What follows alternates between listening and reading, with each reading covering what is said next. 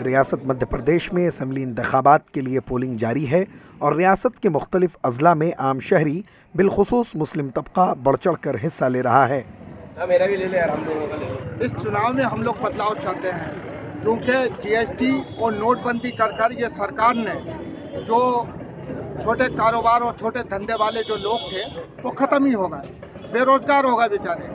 Petrol देखिए आसमान पे कीमत पहुंच रही है, पेट्रोल के दाम अपने सस्ते होना चाहिए। मध्य प्रदेश के दारुल हुकूमत भोपाल में कुल 7 असेंबली हलक़े हैं।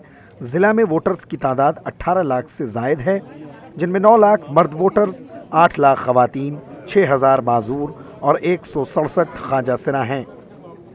ये इस टाइम जो सरकार चल रही है वो ऐसी सरकार है जो कि हर वर्ग, कोई वर्ग इससे खुश नहीं है, हर वर्ग इससे नाराज़ है। इसलिए बदलाव चाहते हैं। हम ये चाहते हैं कि सरकार ऐसी आए जो हर वर्ग का। मध्य प्रदेश में सन 2011 की मरदमशुमारी के मुताबिक 6% मुस्लिम राय दहिंदगान हैं।